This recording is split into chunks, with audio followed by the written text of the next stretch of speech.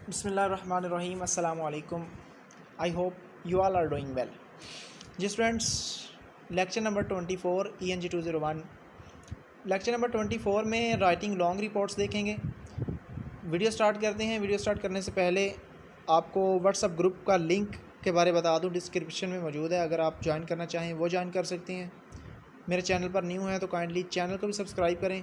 Video अगर अच्छी लगती है तो फिर तो लाइक एक बनता है, लाइक लाजमी कर दिया करें, इससे हौसला अफजाई हो जाती है।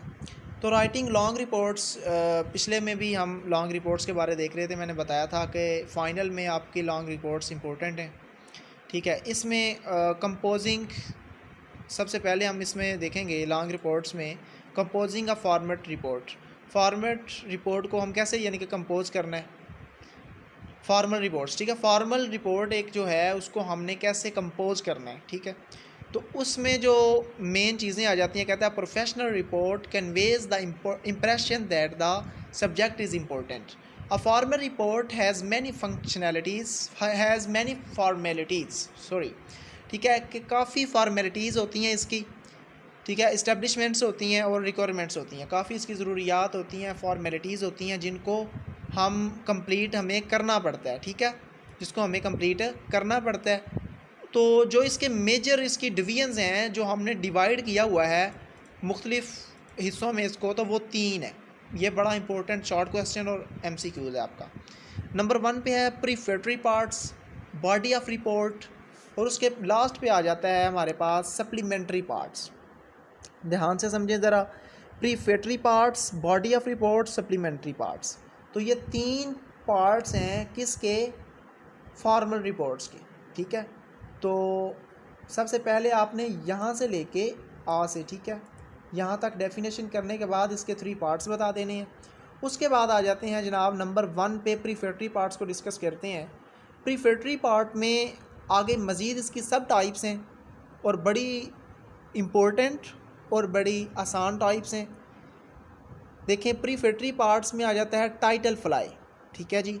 तो इसकी एक्सप्लेनेशन भी नेक्स्ट जाके पढ़ते हैं हम। टाइटल फ्लाई आएगा, फिर टाइटल पेज, ठीक है, और फिर लेटर ऑफ ऑथराइजेशन, फिर letter of transmittal, table of contents, और उसके बाद आता है जी प्रीफेस। अब इन सब की हम बारी बारी एक्सप्लेनेशन देखते हैं। और टाइटल फ्लाई क्या होता है, टाइटल पेज क्या होता है, ये बड़ा इंपॉर्टेंट क्वेश्चन है। शॉर्ट क्वेश्चन में आपको आ जाता होता है what is difference between title fly and title page, ठीक है। तो इसमें से किसी अकेले की भी जो है वो डेफिनेशन आ सकती है, आपका फिल इन द ब्लैंक्स आ सकती है, तो शॉर्ट क्वेश्चन आ सकता है इस तरह से आप, या क्विज़ आ सकता है, अच्छी तरह से आपने समझ लेना है। टाइटल फ्लाई क्या होता है, कहता है the title fly is a plan sheet, is a plan sheet with only the title of the report on it. ये एक प्लान शीट होती है जिसके ऊपर सिर्फ रिपोर्ट का टाइटल लिखा होता है। देखें कितना आसान है। टाइटल फ्लाई नाम से भी ज़ाहिर है, जिसपे सिर्फ टाइटल, प्लान शीट होती है जिसपे टाइटल रिपोर्ट का लिखा होता है, ये टाइटल फ्लाई हो गई। उसके बाद टाइटल पेज क्या होता है, कहता है title page includes 4 blocks of information, यानी कि ये क्योंकि पूरा पेज है तो इसमें 4 ब्लॉक्स होंगे इंफॉर्मेशन के। कौन कौन से होंगे वो, नंबर 1 पे आएगा the title of the report. एक तो टाइटल होता है, देखें टाइटल फ्लाई पे जस्ट टाइटल होता है, लेकिन इस पर 4 चीज़ें होती हैं। एक तो टाइटल ऑफ द रिपोर्ट, एक the name, title and address of the person that authorised the report, ठीक है। एक टाइटल होगा, एक उसका नाम होगा, और एक क्या होगा, एड्रेस होगा, ठीक है, उस पर्सन का जिसको वो रिपोर्ट लिखी जा रही है। तो ये 4 चीज़ें आपकी इम्पोर्टेंट हैं MCQs और शॉर्ट क्वेश्चन के लिहाज से।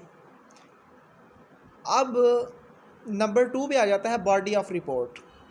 तो जो बॉडी ऑफ रिपोर्ट है वो भी, उसकी भी नेक्स्ट 3 सब टाइप्स हैं। कौन कौन सी हैं, देखें, जैसे हम कोई एप्लीकेशन लिखते हैं उसके भी यही रूल हम अप्लाई करते हैं, इंट्रोडक्शन करवाते हैं, फिर टेक्स्ट होता है मेन हमारा, फिर टर्मिनल सेक्शन होता है। इस तरह रिपोर्ट्स की बॉडी जो है, रिपोर्ट्स की बॉडी 3 टाइप्स में डिवाइड हम उसको कर सकते हैं। हम कह सकते हैं इसके 3 पार्ट्स हैं। एक तो इंट्रोडक्शन हमने करवाना होता है, एक उसका टेक्स्ट होता है मेन, और एक टर्मिनल सेक्शन जो हमने उसको टर्मिनेट करना होता है, ख़त्म करना होता है, ठीक है। अब इसको हम नेक्स्ट जाके ध्यान से ज़रा समझते हैं इंट्रोडक्शन क्या होता है। देखिए, इंट्रोडक्शन में आप क्या करते हैं, कहते हैं A reporter's introduction summarizes the contents by describing the purpose of the report. ठीक है, रिपोर्ट का क्या मकसद है आपने वो मकसद बताना होता है, ठीक है, इसमें इंट्रोडक्शन में। और giving an overview of the main ideas expressed with in it, आपने एक जो है आइडिया देना होता है, ठीक है, एक ओवरव्यू देना होता है कि आप क्या बयान करना चाहते हैं या क्या बयान कर रहे हैं। तो ये इंट्रोडक्शन है, ये सबको पता है। तो वो कहता है इंपॉर्टेंट फंक्शंस ये हैं इसके, ऑथराइजेशन, प्रॉब्लम्स या पर्पस आप इसमें बता सकते हैं, इसका स्कोप क्या है, क्या होगा वो बता सकते हैं, इसका बैकग्राउंड बता सकते हैं इंट्रोडक्शन में, ठीक है, इसकी डेफिनेशंस, लिमिटेशंस, ये सारी चीज़ें आप बता सकते हैं। इंट्रोडक्शन जस्ट आपने ये सारा रट्टा नहीं लगाना, जैसे मैंने बोला उसको आपने समझना है बस कि इंट्रोडक्शन क्या होता है। उसके बाद टेक्स्ट आ जाता है। Text contains the actual details of the report, ठीक है, actual details of the report. जो एक्चुअल डिटेल होती है वो टेक्स्ट में होती है।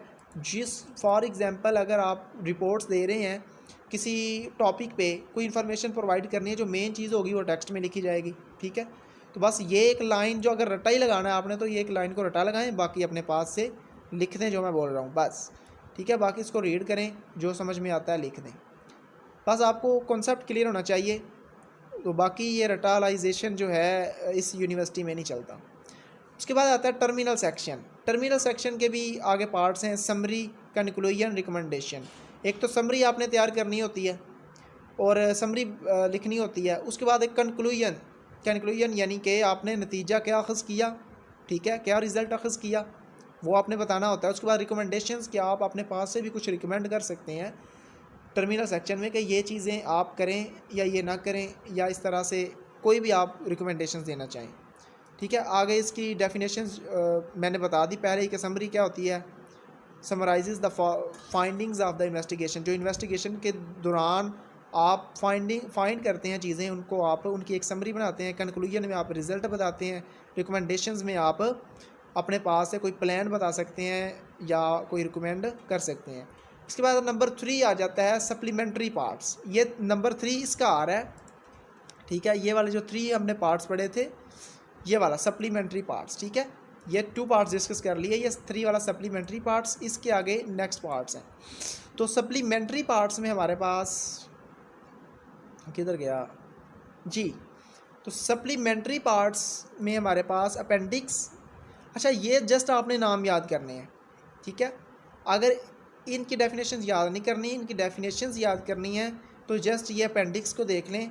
इन the appendix you may include tables, pictures, graphs, charts and some additional information.